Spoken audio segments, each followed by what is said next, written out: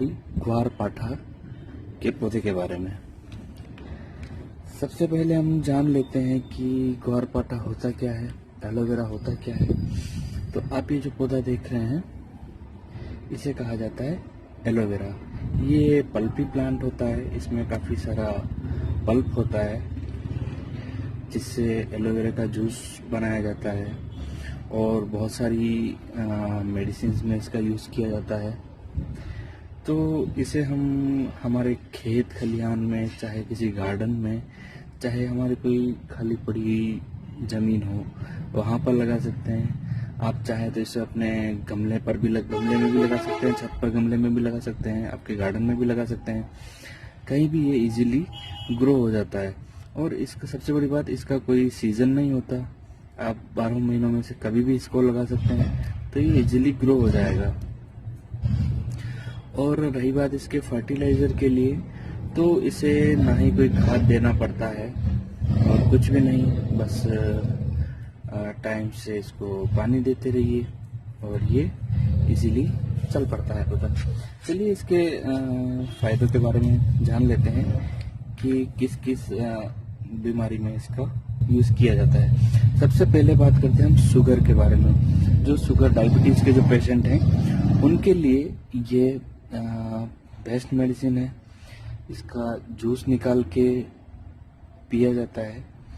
आपको जूस निकालने के लिए बस ये छोटी सी, जैसे ये छोटी सी स्टेम है, इसको काट लीजिए। इसको छील के इसके अंदर का जो पल्प है, गुदा जो है, उसको आप अच्छे से मिक्स करके और उसका जूस बना लीजिए। और चलिए इसके बारे में, इसका जूस बनाने के बारे में मैं एक दूसरा वीडियो अपलोड करूँगा, तो उससे आपको अच्छे से समझ में आ जाएगा कि इससे जूस कैसे निकाला जाए। तो फर्स्ट तो हो गया हमारा डायबिटीज़। इसके अलावा फोड़े फुंसियाँ, जैसे किसी के शरीर पे चर्म रोग हो जाता है, किसी की फोड़े फुंसियाँ हो जाती हैं, या जब किचन में खाना बनाते समय या किसी भी कारण से अगर जल जाते हैं, तेल के छींटे उड़ जाते हैं, तो इस पे अगर आप एलोवेरा का स्टेम को थोड़ा सा काट के और थोड़ा सा उसको जहाँ जली हुई जगह पर आप लगा दें तो उसमें आपको रिलीफ मिलेगा। इसके अलावा डैंड्रफ, बालों की ये बहुत बड़ी समस्या होती है।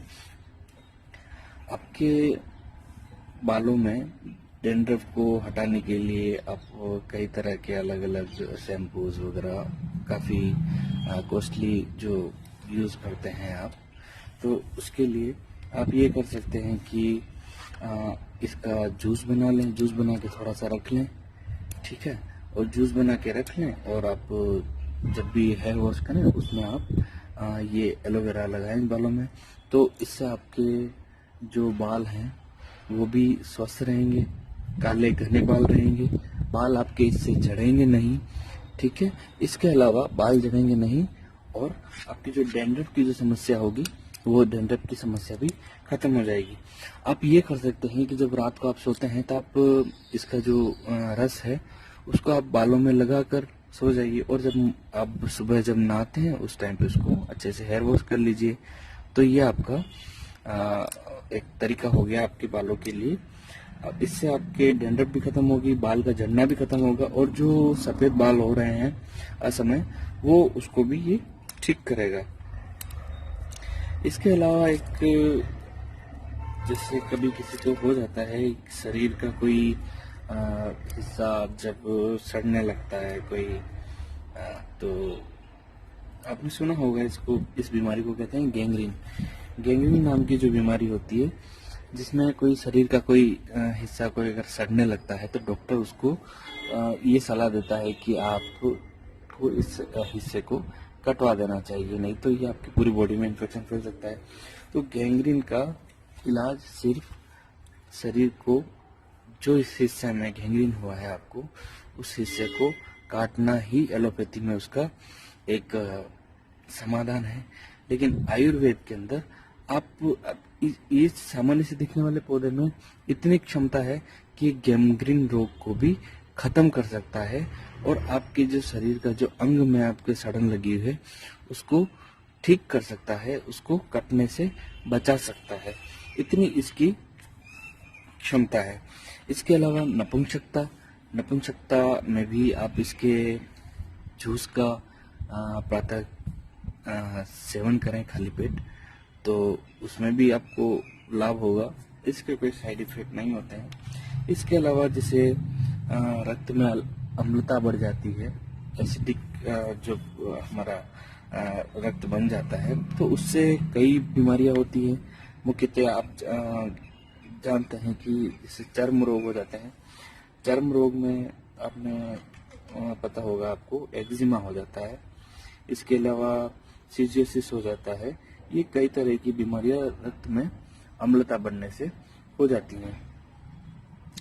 तो इसको ठीक करने के लिए इसके जहाँ पे आपके स्किन में इन्फेक्शन है या एक्जिमा वगैरह हो गया है, तो उस पर आप इसके जूस का, इसके स्वरस का उस पर लेप करें, तो बहुत जल्दी आपको इससे इसमें आराम मिलेगा। इसके अलावा बात करते हैं पेट के अंदरूनी चोट, जो कि अल्सर, अंदरूनी जो पेट में घाव हो जाता है अल्सर का, उसमें भी अगर कई दिनों अगर आप इसका प्रातः खाली पेट अगर इसके जूस का अगर आप यूज करते हैं, तो ये अल्सर को भी काट देता है। इसके अलावा अर्थराइटिस जो घुटनों का, जोड़ों का जो दर्द है, उस दर्द को खत्म करने की भी इसमें क्षमता है। आप इसका रस निकाल लीजिए। इसका रस निकालने के बाद में आप उसमें थोड़ा सा सरसों का तेल लेके उसमें इसके छील कर इसका जो गुदा है सरसों के तेल में मिला के उसका थोड़ा पका लीजिए। पकने के बाद जब ये थोड़ा सा पीला होने लगे तो उतार कर उसको छान लीजिए। छान लेने के बाद में आप किसी एयर टाइट किसी डिब्बी बोतल में भर के आप रख सकते हैं, और ये आपकी घुटनों की बहुत अच्छी एक दवा तैयार हो गई है। तो उसका यूज आप अर्थराइटिस में कर सकते हैं। इसके अलावा कान में दर्द है या कान में पीप आना, जनरली हम देखते हैं कि बच्चों में और बड़ों में और बूढ़ों में ये समस्या होती रहती है, ज्यादातर गर्मी के टाइम पर या बरसात के मौसम में, जैसे कान में पीप आना या कान के अंदर कोई इन्फेक्शन हो जाना या कोई बैक्टीरियल कोई इस तरह का इन्फेक्शन हो जाना। ठीक है, तो उसके लिए आपको करना क्या है कि रात को जब सोते हैं, सोते समय आपको इसके 1-2 बूंद आपके कान के अंदर टक्का लेना है। ठीक है, कान के अंदर आप इसमें 1-2 बूंद इसकी सोने से पहले आप डाल के सोएं, तो इसमें आपको काफी उसमें फायदा होगा और बहुत जल्दी आपके कान का दर्द जो है, कान का दर्द तो आप अगर आप ये कान में जैसे ही इसकी बूंद टपकाएंगे उससे 5-10 मिनट के अंदर ही आपको इसमें रिलीफ हो जाता है। ठीक है, इसके अलावा कान में पीप आना भी इससे ठीक हो जाता है। इसके अलावा देखते हैं कि अच्छे खान पान की नहीं होने से या अच्छे से हमारे दांतों को साफ सुथरा नहीं रखने की वजह से कई बार इसमें हमारे दांतों में पायरिया की समस्या हो जाती है। पायरिया होता है जो मसूड़ों से खून आना, उसको कहा जाता है पायरिया, और फिर उससे मुंह से दुर्गंध आने लगती है, बदबू आने लगती है। तो पायरिया के लिए भी आप इसका यूज कर सकते हैं। बहुत अच्छा अनुभवी इलाज है ये, मेरा अनुभव है। आप इसको इसके पल्प का जूस बनाकर आपके जो मसूड़े हैं, मसूड़ों पर आप हल्के हाथों से उस पर आप इसका मालिश कर सकते हैं। हल्के हाथों से मालिश करनी है आपको, और कुछ दिन ऐसा आप करते रहिए तो आपको बहुत अच्छा लाभ होगा। और आशा करता हूँ आपको आज का वीडियो जो है अच्छा लगा होगा, और इसको लगाने की विधि और इसको किस तरह से इसका जूस बनाया जाता है, किस तरह से आप इसको पीने के काम में ले सकते हैं, किस तरह से आप नहाने के लिए, आपके बालों के लिए, उसके लिए मैं एक सेपरेट वीडियो अलग से बनाऊंगा जिससे आपको और अच्छे से समझ में आ जाएगा। अगर आप इसका जूस बनाते हैं तो जूस बनाने के लिए कुछ भी नहीं करना है, एक स्टेम को काट के साइड साइड में से इसको छील लीजिए और ऊपर से इसको छील लीजिए, तो इसका आपको गुदा आपको मिल जाएगा। और इसको आप चाहे तो ग्राइंडर में इसका जूस निकाल लीजिए, चाहे तो आप चम्मच से हिलाते रहिए तो वैसे भी लिक्विड बन जाता है।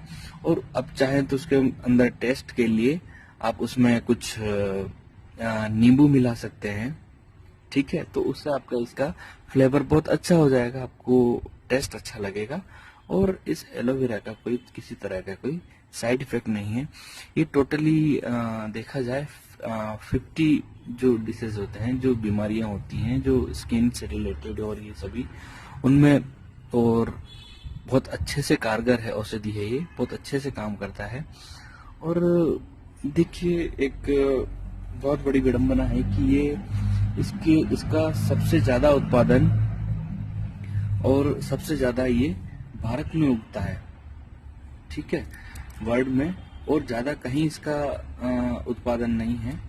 ये भारत में सबसे ज्यादा उगता है, लेकिन विदेशों में इसकी सबसे ज्यादा डिमांड है।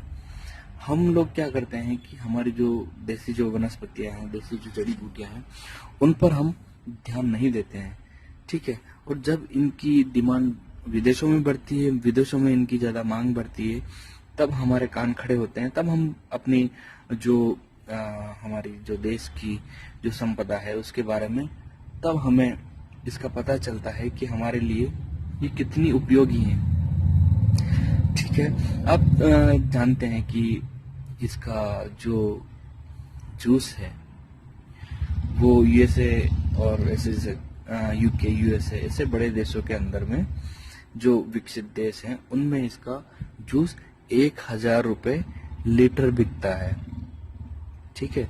और जो इसको किसान जो इसको उगाता है, खेती करता है, उसको बेचारे को 2-3 रुपए किलो इसको बेचता है।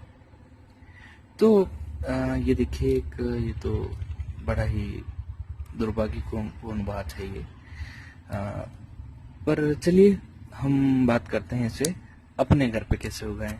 आप इसको कोई छोटे से पॉट में उगा सकते हैं, या आपके पास अगर कोई खाली जमीन पड़ी है तो वहां उगा सकते हैं। इसको ज्यादा पानी की भी जरूरत नहीं होती है और खाद की इसको कोई जरूरत नहीं होती। इसके अलावा कोई स्पेशल मिट्टी की इसको कोई रिक्वायरमेंट नहीं होती, कोई स्पेशल मिट्टी इसको नहीं देनी होती। आप जिस तरह की मिट्टी में इसको लगाएंगे वैसे ही चल पड़ेगा। अगर आपने एक पौधा लगाया तो इससे इसके नीचे से नए नए पौधे अपने आप, जड़ों से नए नए पौधे निकलने लगते हैं, ठीक है। तो ये कुल मिला के फायदे का सौदा है। तो आप अच्छे से आप इसको कोशिश कीजिए, आपके जो घर में इसको स्थान दीजिए। घर में आप कोई आपके पास छोटा सा गमला है या छोटी सी जगह पड़ी है, लॉन है, गार्डन है, तो उसमें आप इसको लगाइए और अच्छे से आप अपना स्वास्थ्य लाभ लीजिए। चलिए दोस्तों, इस उम्मीद के साथ कि आपको ये वीडियो अच्छा लगा होगा। अच्छा लगा है तो लाइक, शेयर, कमेंट और सब्सक्राइब जरूर करें। और बहुत जल्दी मैं इसका जूस बनाने के लिए कि किस तरह से इसका जूस बनाया जाए, और इसकी और भी कुछ वैरायटी है मेरे पास, मीठा एलोवेरा भी है, और उसका भी मैं अलग से सेपरेट वीडियो बना के अपलोड करूंगा इस पे, ठीक है दोस्तों। जय हिंद।